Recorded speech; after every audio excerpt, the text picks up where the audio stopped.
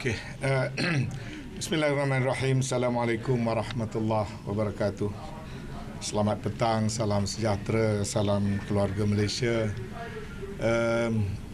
Saya dan Yang Berhormat Datuk Seri Alex telah bersama-sama mengendalikan mesyuarat 2 kali seminggu seperti biasa.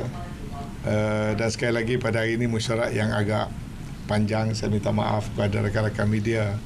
Saya janjikan press conference pada pukul 4, ini dah hampir pukul 5. Ini kerana ada beberapa perkara perbincangan yang agak menarik dan saya tak ada pilihan melainkan mengizinkan perbincangan yang panjang. Saya fikir kerana saya percaya rakyat di luar sana tahu dalam menguruskan soal kenaikan harga dan juga inflasi bukanlah satu perkara yang mudah seperti mana yang setengah orang cuba bayangkan, ya. Kami semua menteri-menteri yang menganggotai jawatan kuasa khas ini bukan hanya menghadiri mesyuarat. Sebenarnya di antara hari-hari mesyuarat ada bengkel-bengkel, ada perbincangan-perbincangan, ada consultation yang kita buat dengan expert group, susulan dan sebagainya. Dan hari ini, mesyuarat hari ini adalah antara lain untuk mendengar laporan oleh Menteri di Jabatan Perdana Menteri Datuk Mustafa Mohamed berikutan satu inisiatif untuk mengadakan perbincangan dengan kumpulan expert yang memberikan pandangan-pandangan tertentu. Itu salah satu daripada kertas yang kita bincangkan. Jadi sebelum saya menyebutkan 2 perkara utama yang dibincangkan pada hari ini, saya ingin mengulangi sekali lagi bahawasanya pelaksanaan program jualan lebih murah ataupun jualan murah keluarga Malaysia sudah hampir dimutamatkan konsepnya. Jumlah kawasan ditambah lagi, sekarang ini menjadi 639 yang akan berjalan serentak bermula pertengahan bulan Ogos sehinggalah ke akhir tahun untuk peringkat ini. Dan ia akan melibatkan peniaga tempatan dan juga melibatkan pemimpin tempatan yang akan bekerjasama dengan 5 kementerian, di mana kalau dulu hanya KP dan GP saja menguruskannya, kita merasakan kita perlu mengambiling tenaga supaya pegawai-pegawai kita yang berada di lapangan dapat memberi fokus kepada jualan ini yang dilakukan lebih intensif.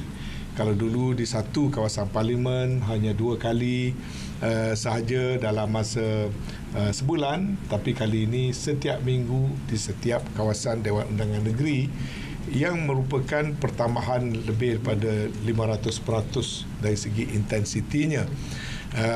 Tapi kita percaya kaedah ini akan memberi impak yang lebih berkesan sebagai salah satu daripada banyak lagi usaha-usaha yang sedang kita rancangkan untuk membolehkan rakyat ada akses kepada barangan-barangan keperluan pada harga yang lebih murah.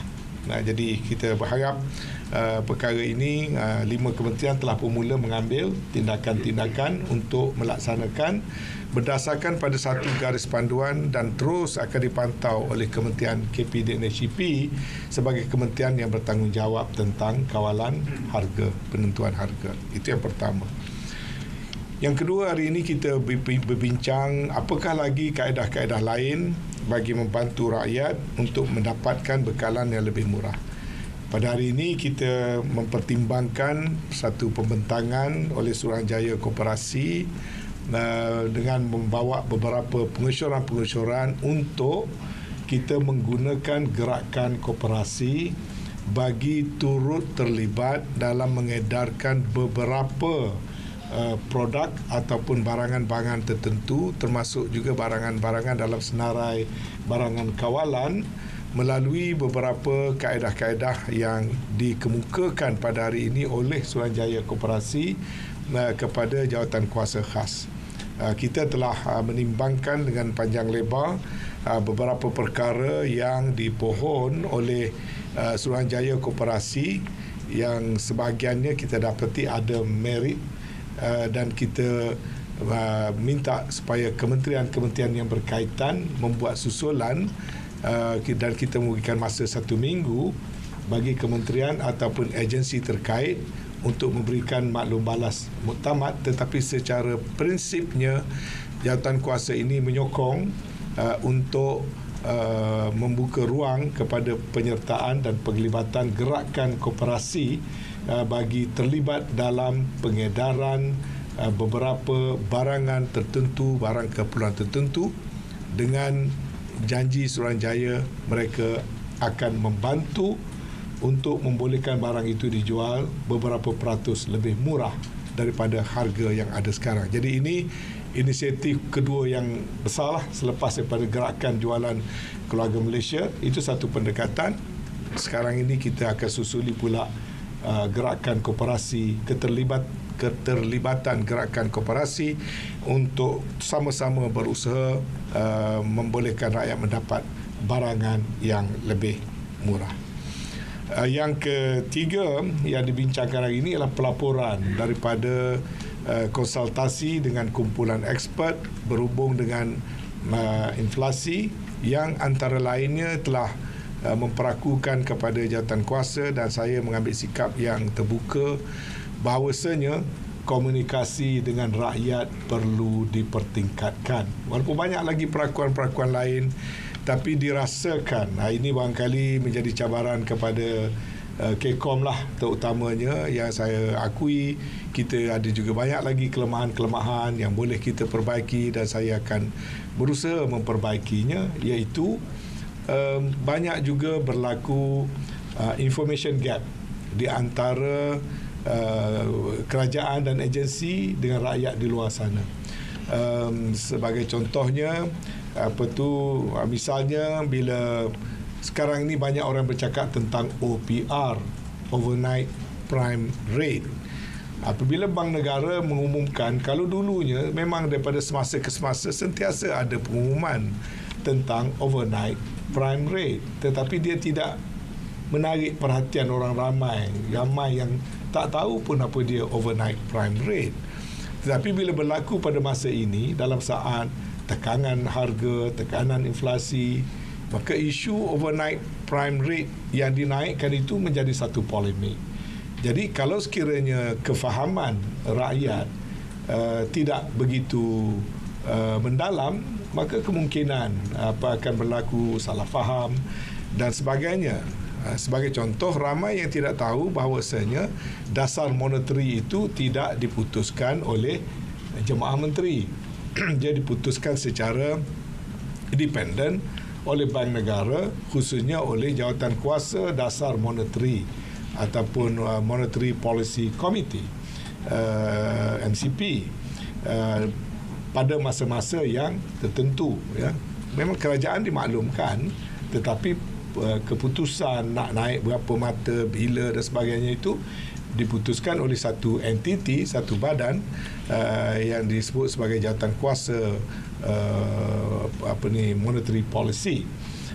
Dan apakah itu OPR, bagaimana ianya digunakan sebagai instrumen untuk mengawal nilai mata wang, dan bagaimana pada jangka yang panjang ia adalah satu daripada kaedah untuk cool down dan mengawal inflasi. Dia banyak orang biasa tak faham. Jadi barangkali kita perlu mempertingkatkan lagi, bukan saja soal OPR, tapi soal inflasi keseluruhannya dan juga soal beberapa aspek-aspek yang lain.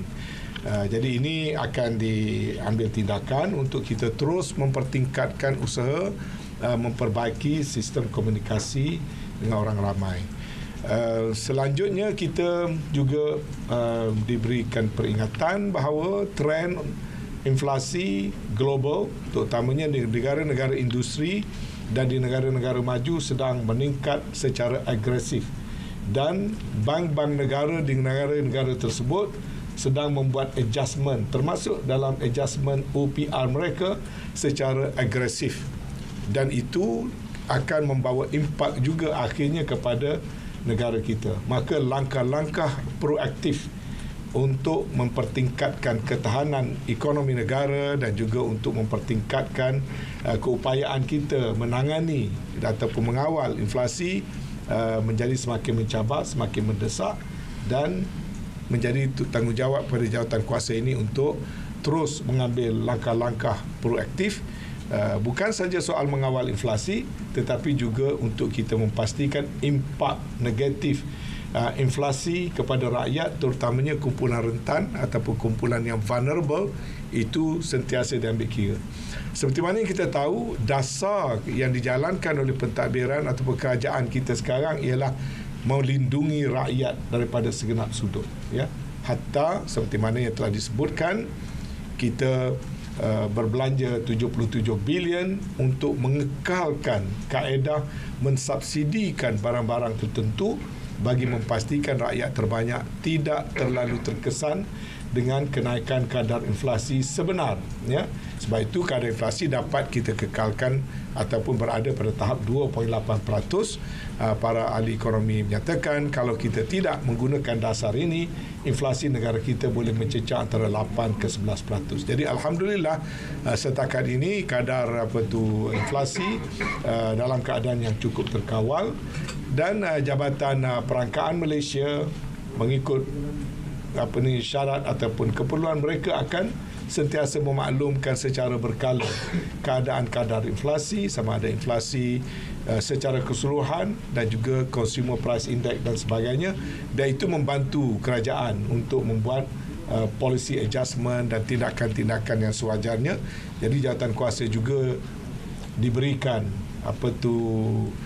head up ataupun update oleh DOSM tentang keadaan inflasi dan juga CPI dalam negara kita. Jadi itu antara perkara-perkara yang telah dibincangkan. Saya sekali lagi ingin memberikan penegasan, anggota jawatan kuasa ataupun pasukan khas bertindak sebagai satu pasukan multi ministry, rentas kementerian, dan kita mengambil tindakan-tindakan secara whole of government punya approach, bukan lagi kita berada dalam silo-silo tertentu. Alhamdulillah, impak setakat kita baru 4 kali mesyuarat, baru siri keempat.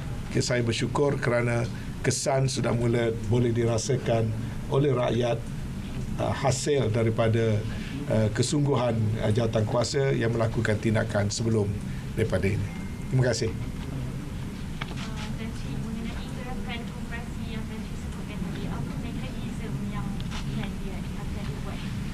Kita dibentangkan tentang keberadaan rangkaian koperasi daripada federasi koperasi sampailah kepada pecahan-pecahan koperasi yang jumlahnya ribuan berada di segenap pelosok negara, ya. Kita juga diberikan makluman tentang keupayaan, sebab koperasi ini ada berbagai-bagai jenis, berbagai-bagai tahap, tapi kita telah dimaklumkan bahawasanya mereka ada kapasiti untuk mengambil peranan. Sebagai contoh, untuk mereka menjadi pengimport bagi barangan tertentu, atau untuk mereka menjadi pembungkus, doing the packaging or repackaging of certain items. Mereka juga mendakwa mereka ada kapasiti untuk mengadakan distribution network. Jadi kita dengar pembentangan-pembentangan itu, dan kita merasakan mereka perlu diberikan peluang, dan mereka telah memberikan juga anggaran-anggaran harga bagi beberapa produk-produk tertentu. Saya tak dapatlah nak reveal secara terperinci, tetapi mereka telah membentangkan produk apa mereka boleh menjual pada harga berapa. Itu penting, iaitu untuk meyakinkan kita kalau peluang itu diberikan, konsepnya adalah untuk menurunkan harga, bukan untuk menjadi just another player, just another importer, just another repacker, but price remain high. Then it doesn't make sense kalau kita just memperbanyakkan lagi pemain industri tanpa ada kesan pada rakyat. Tapi konsep menyokong penggunaan gerakan koperasi adalah dengan underline statement yang pentingnya ialah harga mesti lebih rendah daripada harga yang ada dalam pasaran sekarang. Sekurang-kurangnya mengekalkan tahap harga dan tidak ada kenaikan harga bagi produk-produk tertentu. Kira-kira 6 produk untuk permulaan ini yang telah kita pilih. Termasuk minyak masak. Dalam permohonan itu termasuk minyak masak, tapi macam kata tadi, kementerian-kementerian yang terkait diberikan masa seminggu untuk memperincikan perkara-perkara yang telah dibentangkan pada jawatankuasa. Jawatankuasa bersetuju secara prinsipnya gerakan koperasi perlu digunakan. Yang produk dan industri itu boleh tak kasih Antaranya termasuk ayam, minyak, gula, antaranya keperluan dapur lah, ya, keperluan dapur. Jadi bagaimana kita nak pastikan produk-produk ini dapat sampai kepada rakyat, dan sebab kita faham di Malaysia sendiri diduduki oleh masyarakat asing, warga asing. Bagaimana kita nak pastikan bahawa produk ini diberikan sewajarnya kepada rakyat Malaysia supaya subsidi ini tak terletak pada orang yang Itu satu skop yang berlainan. Itu adalah skop soal keberkesanan sistem yang sedia ada, yang kita telah pun menyatakan kita sedar di bawah sistem yang sedia ada ini ada kelonggaran yang terlalu luas. Bukan nak kata ketirisan, kelonggaran, sebab kita menggunakan konsep subsidi secara blanket. Jadi kita subsidikan harga minyak masak untuk paket RM2.50. Siapa yang beli agak terbuka.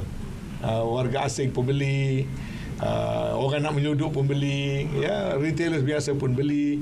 Kita merasakan sistem itu agak longgar dan kita sedang melihat untuk bagaimana nak memperkemaskan.